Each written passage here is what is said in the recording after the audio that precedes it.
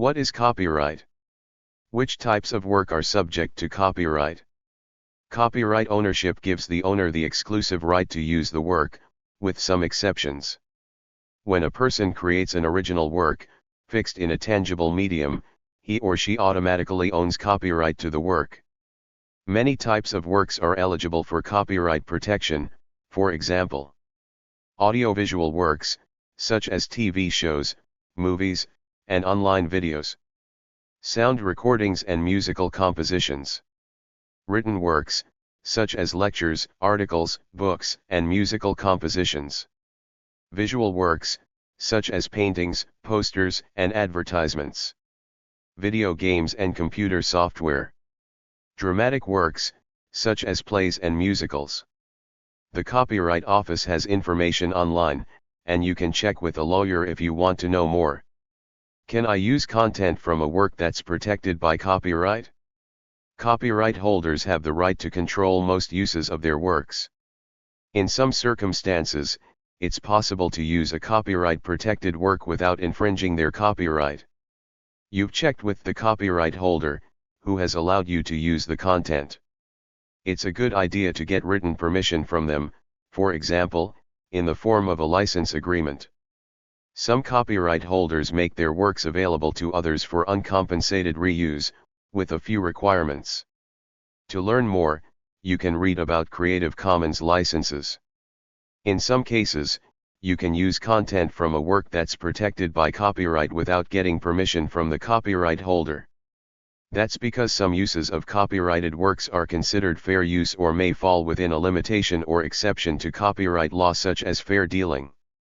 If you're not sure whether the use you're considering is legal without permission, you may wish to consult a lawyer.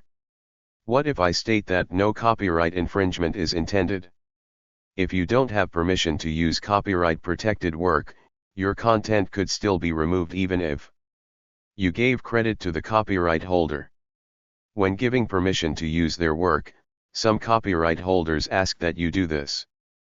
In some cases, you may also need to credit the copyright holder if you plan to use their work in a way that you consider fair use or fair dealing.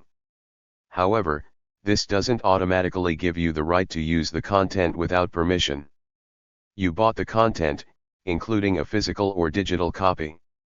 Owning a copy means you might be able to sell that copy or give it to a friend, but it doesn't give you the right to publicly share that content with the entire internet. You're not making a profit from the content. While it's more likely that non-commercial use can be considered fair use, or might satisfy the requirements of some licenses, not making a profit alone doesn't always mean your use is non-infringing. You've seen similar content elsewhere on the internet. Those other users might have gotten permission to share the content, or they may be using the content in a way that can be considered fair use. You recorded the content yourself from the TV, a movie theater, or the radio. Making your own copy from one of these sources doesn't give you the rights to the underlying content. You copied the content yourself from a textbook, a movie poster, or a photograph. As with the above, making your own copy doesn't give you the rights to the underlying content. You've stated that no copyright infringement is intended. This never helps. Copyright infringement is a strict liability offense. This means that when the courts decide whether there was copyright infringement, they don't look at whether you intended to infringe or not. Can Google determine copyright ownership? No. Google isn't able to mediate rights ownership disputes. When we receive a complete and valid takedown notice, we remove the content as the law requires. When we receive a valid counter notification, we forward it to the person who requested the removal. If there's still a dispute, it's up to the parties involved to resolve the issue in court. What's the difference between copyright and trademark? What about patents? Copyright is just one form of intellectual property. It isn't the same as trademark, which protects brand names, mottos, logos, and other source identifiers from being used by others for certain purposes. It's also different from patent law, which protects inventions. What's the difference between copyright and privacy? Just because you appear in a video, image, or audio recording doesn't mean you own the copyright to it. For example, if your friend took a picture of you, she would own the copyright to the image that she took. If your friend, or someone else, uploaded a video, image, or recording of you without your permission, and you feel it violates your privacy or safety, you may wish to file a privacy complaint. Copyright infringement notification requirements. The easiest way to file a complaint is to use our legal troubleshooter. Copyright notifications must include the following elements. Without this information, we will be unable to take action on your request. 1. Your contact information. You'll need to provide information that will allow us to contact you regarding your complaint, such as an email address, physical address, or telephone number. 2. A description of your work that you believe has been infringed. In your complaint, be sure to clearly and completely describe the copyrighted content you're seeking to protect. If multiple copyrighted works are covered in your complaint, the law allows a representative list of such works. 3. Each allegedly infringing URL. Your complaint must contain the specific URL of the content you believe infringes your rights, or will be unable to locate it. General information about the location of the content isn't adequate. Please include the URL of the exact content at issue. 4. You must agree to and affirm both of the following statements. I have a good faith belief that use of the copyrighted materials described above as allegedly infringing is not authorized by the copyright owner, its agent, or the law. The information in this notification is accurate, and I swear, under penalty of perjury, that I am the copyright owner or am authorized to act on behalf of the owner of an exclusive right that is allegedly infringed. 5. Your signature. Complete complaints require the physical or electronic signature of the copyright owner or a representative authorized to act on their behalf. To satisfy this requirement, you may type your full legal name to act as your signature at the bottom of your complaint. Copyright is a type of intellectual property that protects original works of authorship as soon as an author fixes the work in a tangible form of expression. In copyright law, there are a lot of different types of works, including paintings, photographs, illustrations, musical compositions, sound recordings, computer programs, books, poems, blog posts, movies, architectural works, plays, and so much more. Copyright is originality and fixation. Original works.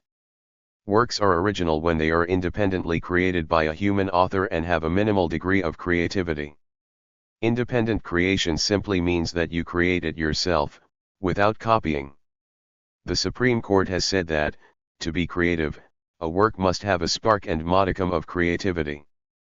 There are some things, however, that are not creative, like titles, names, short phrases and slogans, familiar symbols or designs, mere variations of typographic ornamentation, lettering, or coloring, and mere listings of ingredients or contents. And always keep in mind that copyright protects expression, and never ideas, procedures, methods, systems, processes, concepts, principles, or discoveries. Fixed works. A work is fixed when it is captured, either by or under the authority of an author, in a sufficiently permanent medium such that the work can be perceived, reproduced, or communicated for more than a short time. For example, a work is fixed when you write it down or record it. Who is a copyright owner? Everyone is a copyright owner. Once you create an original work and fix it, like taking a photograph, writing a poem or blog, or recording a new song, you are the author and the owner. Companies, organizations, and other people besides the work's creator can also be copyright owners. Copyright law allows ownership through works made for hire, which establishes that works created by an employee within the scope of employment are owned by the employer. The work made for hire doctrine also applies to certain independent contractor relationships, for certain types of commissioned works. Copyright ownership can also come from contracts like assignments or from other types of transfers like wills and bequests. What rights does copyright provide? U.S. copyright law provides copyright owners with the following exclusive rights. Reproduce the work in copies or phonorecords. Prepare derivative works based upon the work. Distribute copies or phonorecords of the work to the public by sale or other transfer of ownership or by rental, lease, or lending. Perform the work publicly if it is a literary, musical, dramatic, or choreographic work, a pantomime, or a motion picture or other audiovisual work. Display the work publicly if it is a literary, musical, dramatic, or choreographic work, a pantomime, or a pictorial, graphic, or sculptural work. This right also applies to the individual images of a motion picture or other audiovisual work. Perform the work publicly by means of a digital audio transmission if the work is a sound recording. Copyright also provides the owner of copyright the right to authorize others to exercise these exclusive rights, subject to certain statutory limitations. How long does copyright protection last? The length of copyright protection depends on when a work was created. Under the current law, works created on or after January 1, 1978, have a copyright term of life of the author plus 70 years after the author's death. If the work is a joint work, the term lasts for 70 years after the last surviving author's death. For works made for hire and anonymous or pseudonymous works, copyright protection is 95 years from publication or 120 years from creation, whichever is shorter. Works created before 1978 have a different time frame. Learn more about copyright duration in our Duration of Copyright Circular. When can I use works that are not mine? Agreements, exceptions, and limitations. It is important to know that we are all also copyright users. When we read books, watch movies, listen to music, or use video games or software, we are using copyright-protected works. So, even if you are not the owner of a work, you still may be able to use it. In addition to buying or licensing works, or some other way of seeking permission to use the work, you can also use one of the Copyright Act's exceptions and limitations, or rely on works in the public domain. The Copyright Act's exceptions and limitations found in sections 107 to 122 include fair use, the first sale doctrine, some reproductions by libraries and archives, certain performances and displays, broadcast programming transmissions by cable and satellite, to name a few. Interested in more information on fair use? Take a look at our Fair Use Index. The complete list of exemptions to copyright protection can be found in Chapter 1 of Title 17 of the United States Code. You can also use works that are in the public domain. Works in the public domain are those that are never protected by copyright, like facts or discoveries, or works whose term of protection has ended either because it expired or the owner did not satisfy a previously required formality. Currently, all pre-1926 U.S. works are in the public domain because copyright protection has expired for those works. What is copyright registration? Copyright exists automatically in an original work of authorship once it is fixed, but a copyright owner can take steps to enhance the protections. The most important step is registering the work.